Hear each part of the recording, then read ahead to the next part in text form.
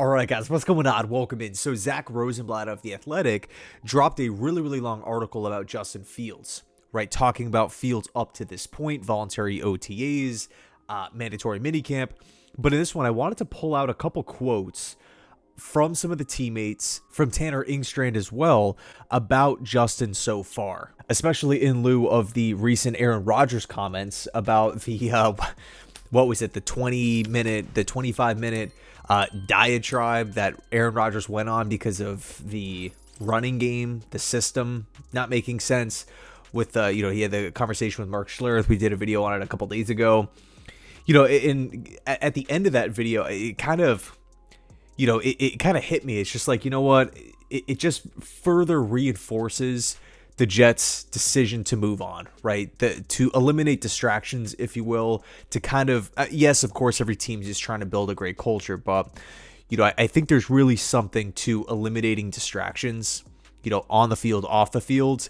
And, again, when it comes to Aaron Rodgers, you always feel like there's going to be something other than football that's being talked about. And so going back to Justin Fields here, and by the way, I don't think anyone is sitting here saying, oh, Fields has the better resume. Fields is a much better processor. He is, a higher IQ than Aaron Rodgers at the quarterback position. I don't think anyone's saying that, obviously.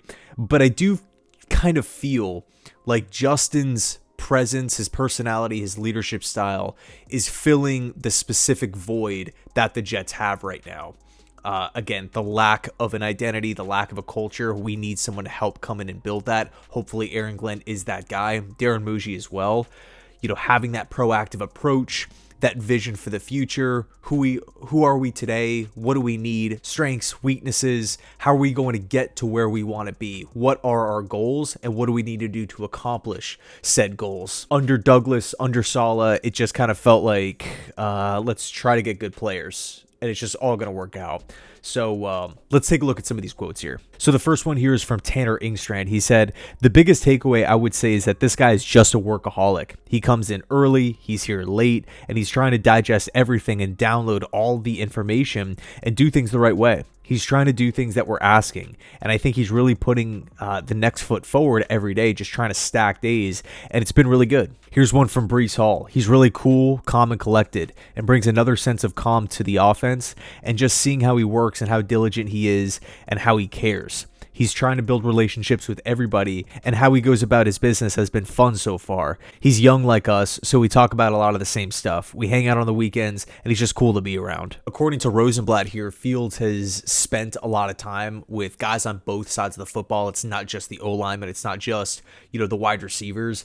Apparently, he's doing things outside the facility with a lot of players too, hanging out at Alan Lazard's place for a get-together, chilling with Jamie and Sherwood and other defensive players. Again, outside of the facility here. I know he went to a golf simulator too with the O-lineman. So that's all really cool. Let's dive into some more quotes. This is from Tony Adams. Guys want to fight for him. Those guys want to go to war for him. He's laid back, but you can tell he's confident in himself, confident in his abilities. This is from Jeremy Ruckert. Nothing's going to rattle him. He's built for this team and this area. He wants pressure. He's built for it. The attitude he brings, the professionalism he has, he's shown it since college. He'll continue to do that, and we'll rally around him. Now, another really cool kind of story or, wrinkle in this whole Fields acquisition, his fit with the Jets, is he has that previous connection with Garrett Wilson back in college. And, if we're talking about Garrett Wilson and we're just kind of, thinking about his career so far in snapshots, yeah, he has great numbers. Yes, he has incredible highlight plays, but unfortunately, there's been moments where he's had maybe like a little outburst on the sidelines, or maybe you can tell him and Aaron Rodgers didn't really get along all that well. We already know that the Jets have had their struggles with finding talent outside of Garrett at the wide receiver position. So you kind of get a sense like, okay, if you're a defensive coordinator out there, we all know who we need to stop and try to slow down here. So he's not really getting the easiest looks. I can't even get into the absolutely abysmal coaching that took place a year ago. Hopefully that changes with Tanner at the helm. So far, it really seems like Fields and Garrett are getting along, and the chemistry is building. Garrett has been one of the standouts so far through the offseason period. And again, it really feels like there's an emphasis from the coaching staff, like, hey, Garrett's that dude. He's our guy. We got to get him the football. We want to feature him in this offense. Supposedly Tanner Engstrand is looking at Garrett Wilson's strengths as a player and is designing routes and designing plays around what Garrett can do, as opposed to, you know, the Hackett offense, the Todd Downing offense, the Aaron Rodgers offense, whatever you want to call it, where it's like, okay, yeah, Garrett's a really good player, but he's going to be a gear in our system and he's just going to have to roll with it. Right. At times, he kind of felt like Rodgers would ignore Garrett to try to get Devontae the ball, to try to get Lazard the ball.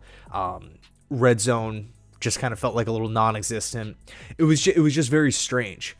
They would also take shots at each other, not like directly, but again, just super weird. You need your quarterback and your wide receiver one to be on the same page, especially if that wide receiver, I mean, in this case, both guys are really, really young. Right, they still have room to grow. They're not like tapped out of their potential. I don't think either player has peaked in their career so far. So, again, if we're talking about developing and maximizing talents here, you know, we need these two guys to be on the same page. And again, it sounds, according to this article, it sounds like they are, you know, hand in hand here.